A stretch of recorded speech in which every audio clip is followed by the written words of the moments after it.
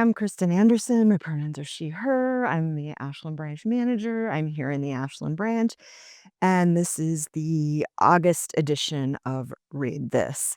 And I thought today I would talk about the most read books of the summer. So we're gonna do what's been sometimes we do what's buzzy in the news or what's buzzy among staff. Today we're doing what y'all are reading.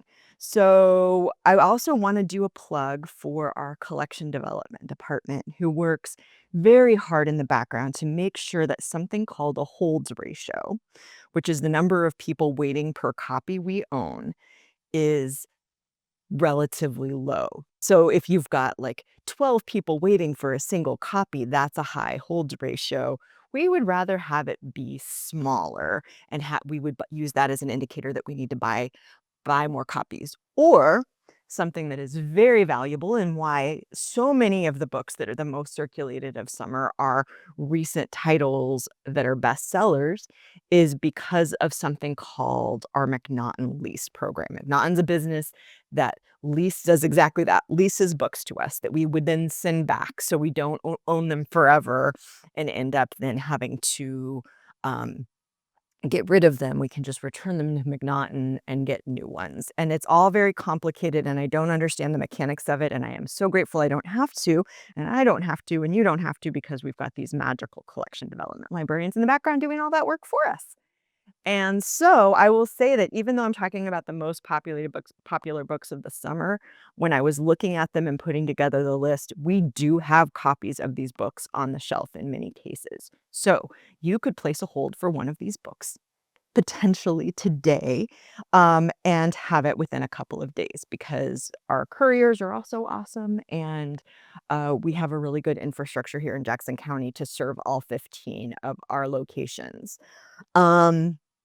But let's get started with fiction. The single most circulated book of the summer is Michael Connelly's Nightshade. It's part of a series, the Detective Sitwell series, and it is the most circulated. If you like a mystery, we definitely do have copies of that on the shelf. I've got it right here. Second most circulated fiction of the summer is Frederick Bachman's My Friends. Um, you might know Frederick Bachman because he also wrote A Man Called Ove. Um, and this is one that has kind of an art themes, but also, like, A Man Called Ove is really about older folks, and My Friends has been compared to it, but with younger folks. So the characters are younger adults. Number 3 is Nora Roberts' Hidden Nature, mystery, thriller, what you would expect from Nora Roberts. Number 4, literary. We kind of have a really nice mix of literary and bestseller in this list, which I love. So Ocean Vuong's The Emperor of Gladness. He wrote, my brain is gonna stop working and I'm not gonna remember the other book that he wrote. But he's very well received, very poetic, lyrical language. This is one about kind of an intergenerational relationship between a young man who's struggling with opioid addiction and an older woman for whom he's caring in a New England setting. And uh, and also kind of what he's doing in the background to make ends meet. But it has been very well received and very well reviewed. And at number 5, we have The First Gentleman, a thriller. First Gentleman, a thriller is written by Bill Clinton and James Patterson. Now, do these politicians actually write these books? This isn't the first James Patterson / politician combo that's released a book. I don't know. I don't know if they're actually doing any writing, or if it's a fancy marketing gimmick. Typically, the only politician who I trust is actually writing their stuff for definite sure is Stacey Abrams, and that's because Stacey Abrams wrote novels before she was a politician. Um but you might enjoy it. It should be I'm sure it's a very exciting pacing thriller. It's been very popular. Badlands by Preston and Child, which is a Nora Kelly novel. Nora Kelly is an archaeologist, but it's still kind of that police procedural mystery um, kind of book, was number 6. Number 7 has been well received, but is also a local setting. You've got Tilt by Emma Patty, which is set in Portland and about a subduction zone earthquake. We've talked about it previously on Read This. If you have anxiety about a subduction zone earthquake, it might not be the book for you. But if that doesn't cause you undue stress, it is a very fast-paced. Some people don't like the ending. I personally liked the ending, but it's kind of, structurally, it's told like there's flashbacks about her life and also kind of what she's doing in the wake of this very large earthquake when all communication is down, trying to get through Portland to find her husband. She's heavily pregnant. There's a lot going on in this novel. Number 8 is Never Flinch by Stephen King. That is one of his Holly Gibney novels. It's pretty political for Stephen King. I mean, I think Stephen King is pretty clear about his political leanings, but also this one deals with kind of a women's empowerment speaker and kind of criminals. The criminals are people who are opposed to her message and wanting to do her harm. If you've read any of his Holly Gibney novels, Holly Gibney is a kind of a quirky character who's become a very beloved character who started as a side character. And now he's writing novels with her as the main character, and she's a great character. Um, Number 9 is King of Ashes by S.A. Cosby. One thing I read when I read it and I enjoyed it, but one thing I learned about it when I was reading about it yesterday was that it was inspired by The Godfather, which, knowing that, makes perfect sense. It definitely structurally has some of that going on, but it's about a man who's successful and is called back home when there's kind of his dad is in a health crisis, and he's called in to kind of take over the family business and take care of his kind of ne'er-do-well younger brother. See how the parallels work there. And then in getting his brother extricated from kind of some very stupid decisions that he makes, the main character ends up kind of going into criminality himself, and it's pretty dark, as you would expect, but also very good. Great Big Beautiful Lie by Emily Henry is number 10. Great Big Beautiful Life is about 2 different writers. It's a grumpy sunshine romance.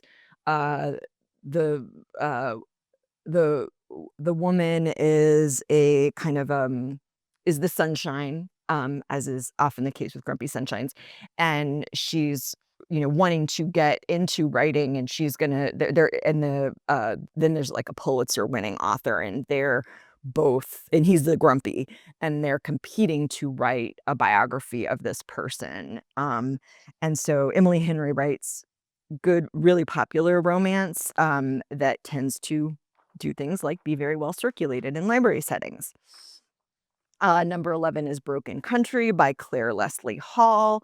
This one's a Reese's Book Club selection and is more of the kind of family drama type book. And number 12 is Fever Beach by Carl Hyacin. And that is what you would expect from Carl Hyacin, which is funny, Florida setting, quirky characters. And those are our 12 best circulating fiction books. Let's do nonfiction. So, summer's most circulated nonfiction, number 1 is The Let Them Theory. We also happen to have this on the shelf at the moment, which is great. It's been high circulating all year. The subtitle for this one is A Life-Changing Tool That Millions of People Can't Stop Talking About. Number 2 in best nonfiction is Memorial Days by Geraldine Brooks. This is a memoir. Geraldine Brooks has written lots of novels that have been very popular, but she also has this is a memoir, and this is about her experience with her husband's abrupt death. So it's getting compared to books like Joan Didion's A Year of Magical Thinking for obvious reasons. It's got very similar thematic material, and that's number 2 in our best surfing nonfiction. And you can also find that one on the shelf. Um, Abundance by Ezra Klein and Derek Thompson has been on the bestseller list for a while. That is our number 3 best searching nonfiction. And Careless People, A Cautionary Tale of Power, Greed, and Lost Idealism by Sarah Wynne Williams, which is about Facebook. That one does have a hold list still. Number 5 is Class Clown, The Memoirs of a Professional Wise Ass. How I Went 77 Years Without Growing Up by Dave Barry. So if you're familiar with his syndicated articles, this is a memoir, but it's going to be a story of his life written in his own hilarious style. Not surprising that that's been very popular.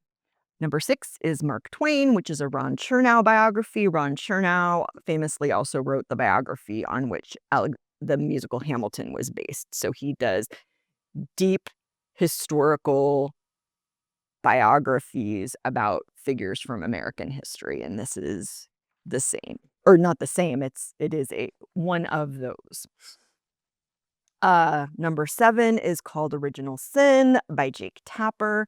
Subtitle here is President Biden's Decline, Its Cover-Up, and His Disastrous Choice to Run Again. Obviously, it has an opinion about the 2020 election that is political. I will also say that we have many, many books in the system about uh, the recent presidential election. This is not the only one.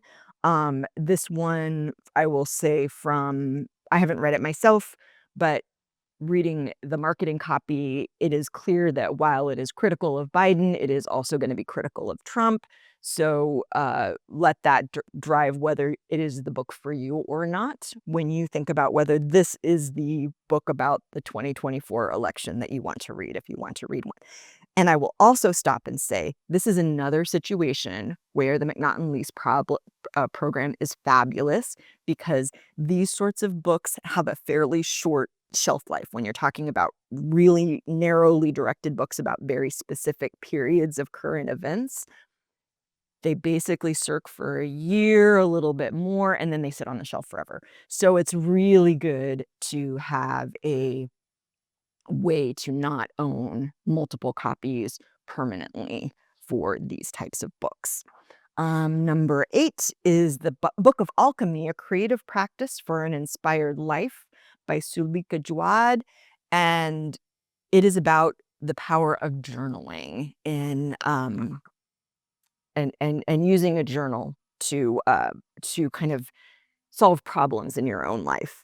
Number 9 is A Walk in the Park, The True Story of a Spectacular Misadventure in the Grand Canyon by Kevin Fedarko. He's hiking in the Grand Canyon, which is a huge park and which is hard to apparently hike from one end to the other, but he does that. Number 10 is We Can Do Hard Things, Answers to Life's 20 Questions by Glennon Doyle, Abby Wambach, and Amanda Doyle. And it is a book of, kind of what you would expect based on the title.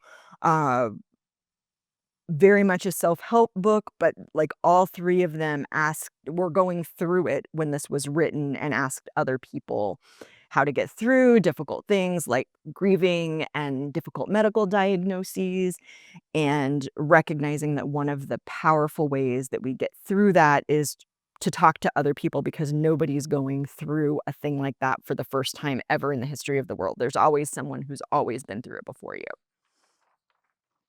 Number 11 is Yet Here I Am, Lessons from a Black Man's Search for Home by Jonathan Capehart. He is an MSNBC anchor, and this is his memoir of growing up in the kind of in North Carolina and then into New York. Um, and number 12 is another memoir, That's My Next Breath, by Jeremy Renner, who is an actor who very famously had a very, very traumatic accident that resulted in a lot of need for physical therapy when he was crushed by a snowplow a couple years ago. And those are our top 12 in both fiction and nonfiction. I wanted to throw in that I went back and looked at what my favorites were of this summer. I read enough that I had to remind myself because this is really just circulation through June and July. I read um, Atmosphere by Taylor Jenkins Reid, which is a romance slash outer space survival slash history novel, which is a nice combination as it turns out. It made me cry, which I can be hard to do, but also which I appreciate when it happens. And Audition by Katie Kitamura, which just received a long list in the Bookers. And that's a nice segue to recognize that we're about to get into kind of awards season for books, and we'll probably start talking about some of the winning books for this year in the months to come. But thank you, and we'll see you next month.